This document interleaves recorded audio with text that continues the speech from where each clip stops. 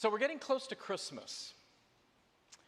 It's Advent, week 3. You heard, you saw the candle of joy being lit. And you could hear the joy in the words and tones of the passages that were read. The psalmist writing of going out with weeping and returning home with joy. Paul urging the Thessalonians to rejoice always. And John the Baptist in our passage today talking about his joy becoming complete in Jesus' coming and presence. So where is joy found? This is a question I get from people. It's a question I myself have asked. Where is joy found in this life? Well, it's not likely in the so-called news of the world. Who decides what is news for us, of course? Where fear and tragedy sells. No, the scriptures are nearly unanimous that joy is found where Jesus is.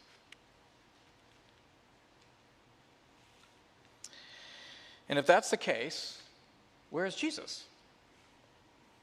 Or where am I in connection to Jesus? As Israel said last week when he preached to us, the passage given to us for Advent this year are very interested in John the Baptist. And we might be especially interested this week to hear John say that Jesus' coming has made his joy complete. The word means mature. It's grown up. His joy has grown up in Jesus' coming. So what leads up to this statement by John today? Where is Jesus for John the Baptist? Well, in this little passage we have that we read in John 3, beginning in verse 23 to 30, John, the gospel writer, sketches a little drama for us, a little anecdote that happened. It probably only took a minute or two in real time, but it's momentous in the coming of Jesus, and for John in the maturity of his joy, the growing up of it. The characters are just a few. There's John the Baptist himself, and there's a few of John's disciples hanging out, and then we're told there is a certain Jew present. Someone familiar, that is to say, with Jewish customs and theology. Of course, they were all Jews in that scene. And the scene kind of opens up stage left, if you will, and there's a little discussion happening in this passage between John's disciples and this anonymous Jew in the passage. And we're told they're discussing purification. Now, we don't quite know the context there. But it was probably, given what John was doing, it was probably the context of baptism. See, Jews prior to John and prior to the baptism of Christ did baptize people, Jews did. They baptized Gentile converts to Judaism as a rite of purification. And so it's likely that they were asking, is John doing the same thing? This rite of purification? And the answer, though not given, is no, not exactly. But we know some kind of theological discussion was taking place, stage left. Now, reading and discussing theology or any aspect of our faith, especially with friends over food, is my idea of a good time. I've read hundreds of such books and have hundreds of such discussions in my past with people, and I rather like it. But I will say, it does not by itself necessarily lead me closer to the Father and Jesus Christ. Something more is needed. And worse than that, as with any complex, important, and sometimes controversial topic, there's even the temptation in such theological discussions for things to fall apart, for people to fall apart. The ego enters, and you know what? The ego loves to take sides. And in the midst of that, you know what is sometimes lost? Is the presence of Jesus. I think in many cases what now goes by the name of deconstruction in which those who are taking their received faith and finding that in certain ways it's falling apart for them. I think what that often is not being able to see Jesus for the trees. Granted, many of these discussions are about how to understand Jesus. But that is still not the same as engaging with Jesus as well. Many of those who have grown up in the church have subsequently had to wrestle, rightly, as we all do growing up, not only with the diversity of theological positions, but unfortunately they've also had to wrestle with the my way or the highway approach they've seen embodied among Christians, socially and culturally. And somehow, somewhere in this, for many, Jesus just got lost. The baby got thrown out with the bathwater. Nativity pun intended. So we don't know the tone of this theological discussion that was taking place, actually, between the disciples and a certain Jew. But we do know from the next lines that it didn't seem to move John's disciples any closer to Jesus. Rather, it seemed to have put them in what we might call enemy mode, one that perceives others as adversaries. It couldn't be plainer in the next line. They now walk across the stage to where John is, somewhere nearby, and they say, "Rabbi, he who was with you across the Jordan, to whom you bore witness," that's Jesus, "look, he's baptizing and everybody's going to him." And there it is, the great temptation. John's disciples are giving him a chance to mark out his territory, to protect his reputation, to idolize his identity rooted in the success of his particular ministry. "Look," they say, "he is baptizing everybody and everybody is going to him." It's as if they can't even remember Jesus' name. That guy that was hanging out with you a few days ago. They say, "Rabbi." John's nowhere called rabbi in the other passages, as if to excite his authority as a teacher. "Rabbi, that guy who was with you, who you bore witness to," who John called Lord, but they seem to have forgotten that bit. "That guy is carrying out your ministry just a few miles from here. And everybody's going to him." Where's Jesus for John's disciples? Well, he's somewhere over there. He's that guy. He's not even on the stage. I think this may be the case for many now. Jesus, who maybe was never on the stage of the lives, or who was once on the stage of the lives, is now somewhere over there or somewhere back there in time. Somehow in all the debates, all the controversies, all the conflicts, all the crowd and the noisy tournament of ideologies and movements and ministries, as good as they may be, Jesus just got pushed off stage. He got kind of lost in the crowd. I would love to see this scene in John dramatized. I mean, I wish I knew what John was doing when the disciples come over with this alarming news that everyone's going to Jesus, or that guy. What he says, in essence, to them, and I kind of picture him as kind of looking down and doing whatever he's doing. What he says to them is, "You're talking about my friend. That guy is my friend. And that friendship has been a great gift." John actually puts it this way: "A person cannot receive even one thing unless it is given him from heaven. I am not the Christ, but I have been sent before him. I am the friend of the bridegroom who stands and hears him and rejoices greatly at the bridegroom's voice." He immediately fends off these disciples and their alarm, their temptation to create a rivalry by saying, "I'm not the Christ. I'm not the star of the show." And second, "In fact, it's been my great joy to prepare a way for my friend." Now, you may recall that Jesus and John are cousins. But it's also important to know that when Jesus comes to John for Jesus' baptism, John says, I don't know him, which means they really didn't grow up together. But already John knows this is someone who is my friend, not only the Christ.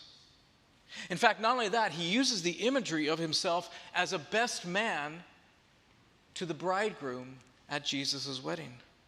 Such was the intimacy he already felt with Jesus. You know, in Jewish weddings, the friend of the bridegroom would basically make a lot of the arrangements for the wedding. He would set everything up.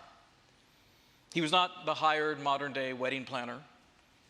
Jesus himself says to his disciples in John 15, I don't call you employees, I call you friends. Because you know the mysteries of what the Father is doing. Weddings in Jewish tradition of the time were the high point culturally of joy, today's candle. It was the best moment in a family and even a whole town's life, because often the whole town would be invited. Often the wedding would last for a week. I know something about that. Our daughter got married overseas, and we had to feed, transport, house everyone for a week. Some customs, it's good they've changed. So the bridegroom would actually kind of prepare everything for his friend at this high point of his friend's life. And he was close enough to the bridegroom at the wedding to hear his voice in his ear. It's not clear what part of the wedding the bridegroom would speak in. Our sources aren't quite particular enough, and indeed there's variations anyway. But we're pretty sure that he at least would have called out to the bride. The tradition was, as we taught a few weeks ago on another wedding parable, that the groom would come across town with his friends to his parents' house where the bride would be already, and he would call out to her. And we have this kind of rhythm in the Song of Songs, chapter 2, in which the bride hears, quote, the voice of her beloved say, arise, my fair one, and come away with me. And perhaps that was such a call from the groom to a bride that the best man gets to hear. A wedding, of course, is the great motif in Scripture of Christ's joy in coming to faithfully give himself in love and care eternally to those who would believe in him.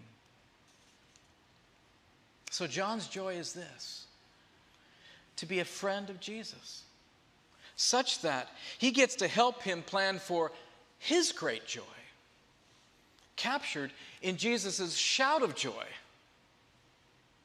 at the wedding. So Jesus now is moved in this anecdote. From the guy over there who's a rival to a friend. And from a friend to a bridegroom for whom John is the best man. And from that to actually having Jesus' voice in his ear. Of course, the point is that we are included too. Our vocation may be different from John the Baptist's, but Jesus calls us his friends. He makes that clear. And he invites us to participate in his joy at coming and drawing people to himself. To get to introduce him to people. To arrange for these meetings, this wedding. For a while, I volunteered for the C.S. Lewis Foundation, which had every 3 years had a 2-week conference, 1 week in Oxford and 1 week in Cambridge. And I often got to function at these conferences as a kind of MC for the speakers. It was quite a thrill, actually, to stand before a very large crowd who'd come from all over the world, an eager and awaiting audience, to set the stage for them to meet and hear from someone, to come to know them, I got to kind of arrange for this mutual joy between the speaker and the audience. To finally say, ladies and gentlemen, as I got to do, welcome Madeline Lingle, or Reverend Richard John Newhouse, or Orthodox Bishop Callistos Ware, or Professor Peter Kraft. By the way, Peter Kraft backstage said to me, look, my last name Kraft in Dutch means lobster, and my first name, Peter, of course, in Greek means rock. So just introduce me as Rock Lobster. I did not do that. Sure, what I was enjoying, actually, at that moment was more than setting the table for these people. I was actually enjoyed, let's face it, standing in their reflected glory as eminent authors, writers, artists, the people I got to hang out with and introduce. But that's even part of what Jesus says is the joy we get to have. Paul says we're being transformed from one stage of glory to another, just being around Jesus ourselves. I've said before that this is the origin of the selfie, right? To take my picture with the Colosseum or some amazing thing as we reflect in glory. We ourselves want to experience glory. But to experience Jesus' glory, not our own. For we will eventually fail in our own eyes even. So Jesus has gone from that guy over there to a friend, to the bridegroom, to the voice. And John ends with this. Therefore, this joy of mine is now complete, because I am where Jesus is. Jesus is where I am. And then he says this, though.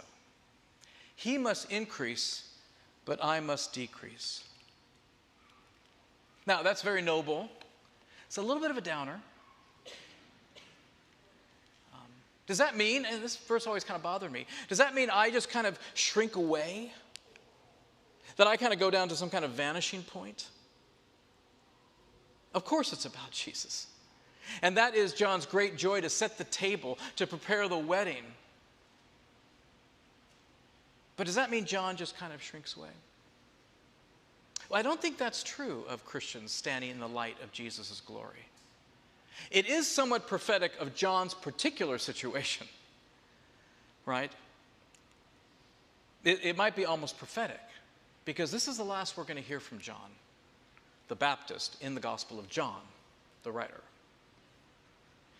Indeed, John the writer has to say, John the Baptist was not yet in prison. And that's what would happen. John would be arrested for some things he said, and then, of course, he was beheaded. So, indeed, John may have been rather prophetic about what his own future was. But, of course, there is a sense in which Jesus must increase. It turns out, though, this is not an image of space, of someone getting larger and someone going down to a vanishing point. It's actually a solar image. At least that's the way most of the Greek and Latin fathers understood this. It's someone getting brighter. The sun coming up in full brightness, which would not make the people standing around them disappear. It would make them light up. But the sun, in this case, is Jesus.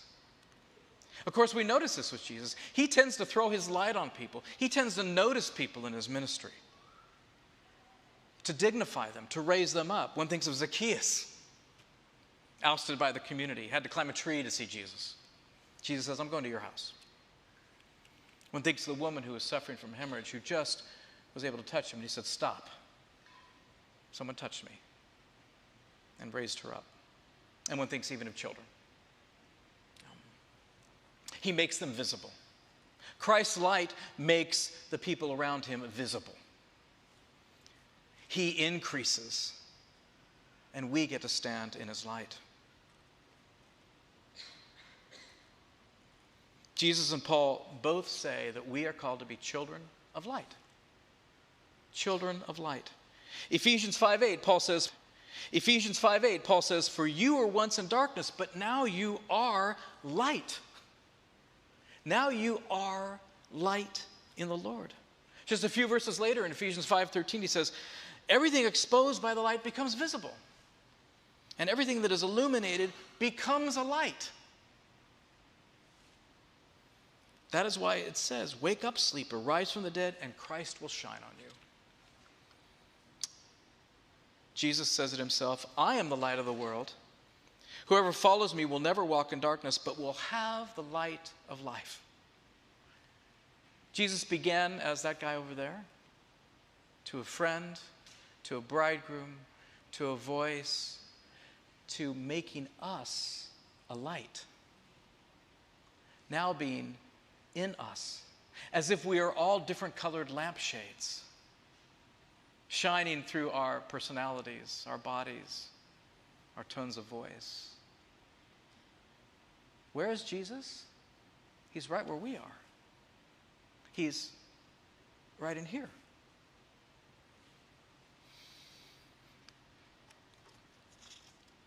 We are always already united with God. If you have said, Lord, I want to follow you. That's a great misunderstanding often in spiritual formations. You and I don't have to achieve union with God. It's already given to us. He's that close. We have to live into it. And so Paul will say in Ephesians 8, for you were once darkness, but now you are light in the Lord. Live as children of light.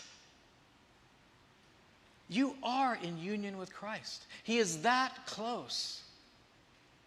Live into that light.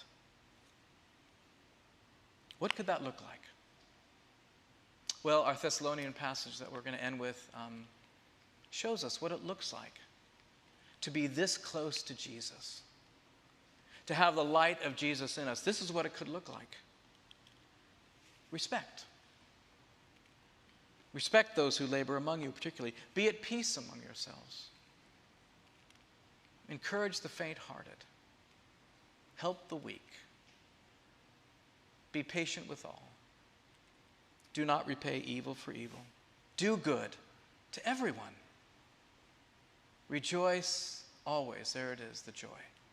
Rejoice always. Pray without ceasing. Give thanks in all circumstances. Oh, and I left this one off. Greet others with a holy kiss. Interpret that as you wish. Just be careful.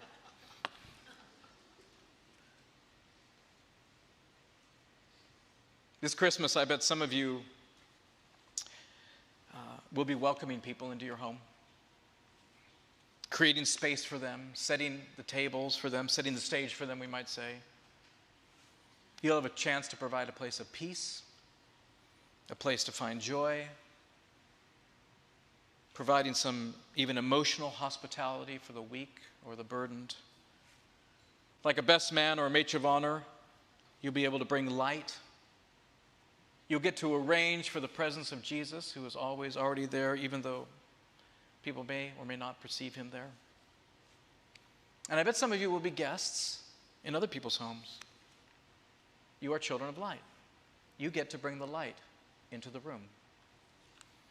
Giving thanks for those who have welcomed you. Being at peace among those who are present.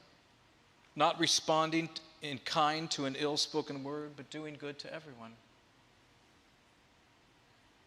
Because Jesus is where you are. You are where Jesus is. And maybe even greeting them with a holy kiss. Whatever that might look like, you get to bring Jesus into the room with you wherever you go. Where is joy found? If our joy is where Jesus is, then it's right here, where we are. Let's see this Christmas, as with John, if being his forerunner, his friend, and his light completes our joy. Amen.